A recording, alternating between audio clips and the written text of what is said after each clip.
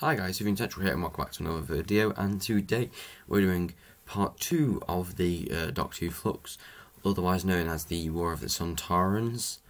So yeah, before I get into this video, please consider liking and subscribing as it does help the channel out. Starting on to this, I actually had quite high hopes. I was looking forward to the Sontarans coming back after quite a while of them being away from the screen, because they're quite a good threatening presence, and I'd start by talking about them. Yes, overall I thought they were really good in this episode. The Sontarans kind of came back on form, I think, a lot. Although as much as I love Strax, I think he definitely wasn't a good representation of what the Sontarans were like, especially in the classic series and expanded media. So it was nice to see them back in the full threatening force. In terms of the episode, it was a bit of an unusual one. So the Doctor and Dan and Yaz all just kind of wake up in the middle of Russia and the Crimea War, and the Crimean War, but they kind of don't really explain how they got out of part one's climax. There was this whole climax for a week. They'd been building up to for them because the flux was coming out the TARDIS, and nothing really happened. The TARDIS hadn't got a door anymore. Like last week it had a couple of doors which I didn't mention, but this week it just had no door. It was just a box. But they didn't really kind of explain how she escaped the flux. It was a bit they kind of just kind of went, oh yeah, the TARDIS took the hit, kind of throwaway line. It wasn't really great a way to describe it, but yeah, then they moved along a bit more, and then for an unexplained reason, they got Dan and Yaz disappeared. They kind of disappeared, and we later find out Dan went back to Liverpool and Yaz went to the temple on Time, on the planet called Time, which they go it kind of becomes more important later on in the episode. But again, I thought that was quite weird. I thought, because the Sontarans are basically meddled with time because of the flux, the Sontarans had attacked the Crimean War, and Russia was removed, and Russia was called Sontar, which was quite cool. But I first thought, because of that, maybe Yaz and Dan didn't exist, and it was kind of Back to the Future, they were disappearing because of it. But they kind of got teleported somewhere, and there wasn't really an explanation for that. So hopefully in the coming weeks we get an explanation for why they kind of were teleported like they did. I assume it maybe was the swarm, but it just felt weird. It made sense for Yaz to go to the place on Time alongside Vinda. I suppose must have had the same thing. Vinda was the character, and he was there as well. But because the swarm arrived there later on. However, Dan appeared in Liverpool, which was unusual. I don't understand why Dan went to Liverpool if she was there. Like, there was you could say that it was you could give an explanation for why Yaz went there, but it doesn't really make sense why Dan would go to Liverpool. You would just think he would have stayed with the Doctor, but obviously the story required him to go to Liverpool to stop everything that was happening in Liverpool in present day. So, yes, that was the thing for me. Moving on, as a bit of a supporting cast, we had Mary Seacole, who's a famous, well, is not as famous, but is becoming more of a well-known doctor during the Crimean War. She nursed a lot of people back to health. But an interesting point about her, unlike someone who's more recognisable like Florence Nightingale, was she helped both the British and the Russian troops, which I knew of before the episode, and it was quite interesting because I knew that, and that knowledge was paid off a little bit, because in the episode it's very clear she helps British troops, but she also has a Sontaran in her care, or he believes he's been captured, but Mary Seacole obviously is caring for him for what she can do anyway.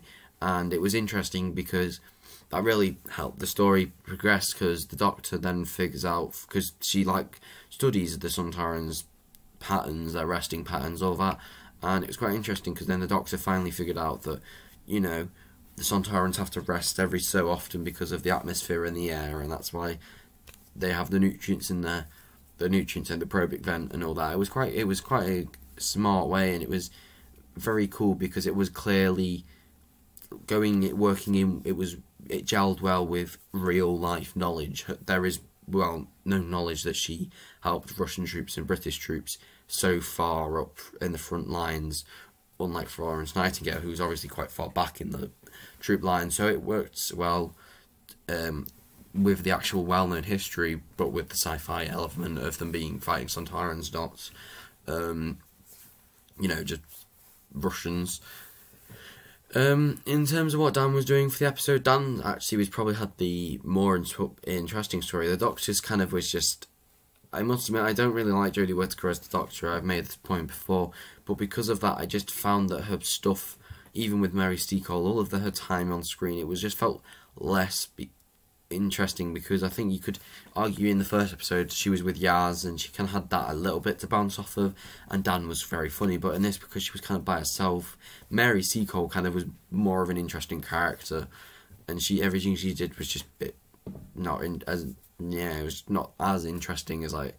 But Dan, on the other hand, Dan was really cool. So Dan kind of goes back to Liverpool, and the Sontarans have invaded, and they start trying to kill him instantly. It's hilarious. And then Dan finds his parents, who have been attacking Sontarans by trying to figured out that if you hit them in the back with the probe vent, basically, that they get knocked out, and then they kind of chalked it up to some drunk guy, which I thought was hilarious. But I also kind of wished it was someone that we knew kind of mentioned it, figured it out, or Donna or Martha or something. But it's fair enough, because he doesn't need to stick references everywhere.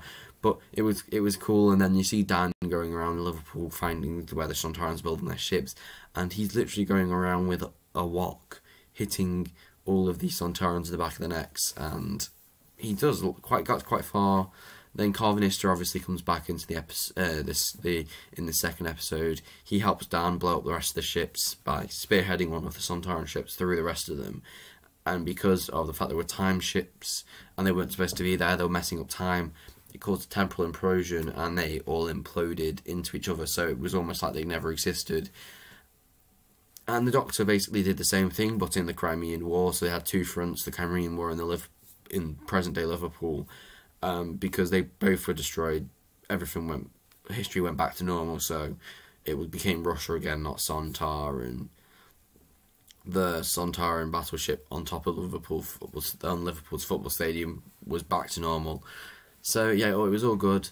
So moving on to the final companion, because Yaz went somewhere else and met up with Evinda. So Yaz and Evinda both arrived appeared more kind of just materialised, if you like, onto a kind of chapel, kind of temple kind of place on the planet, which is just named Time. At first I thought it was Gallifrey. When they called it the planet of Time, I thought it was like it was not just literally saying, yeah, this is a planet called Time. I thought it was more of a name for it, rather than just saying Gallifrey. So I thought it was Gallifrey, but no, it was actually just a planet called Time.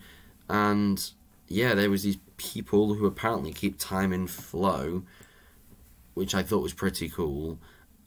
And I thought they were quite interesting characters, because I was like, well, if these people were there, they mentioned about, before they lost control of time once before, and it was chaos. And I was thinking, well, that might have been the Time War. So if that was a Time War, then it would make sense if the Doctor didn't know there was a code of the planet called Time, because she mentioned that there's no such thing, which means she recognised the name. So I thought that was quite interesting. Then the Vinder and Yaz try to fix something, because they have a certain amount of, I want to say elders, but they have kind of these people who are controlling time, the aliens who are controlling time, and two of them have been killed. And the two that have been killed, obviously they're saying to fix them, basically.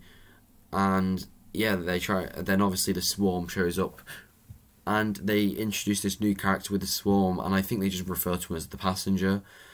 And I thought at first he was the Black Guardian, but I doubt he was the Black Guardian with reflection. I think he looks very similar to the Black Guardian, and I think when people saw him, everyone thought he was the Black Guardian.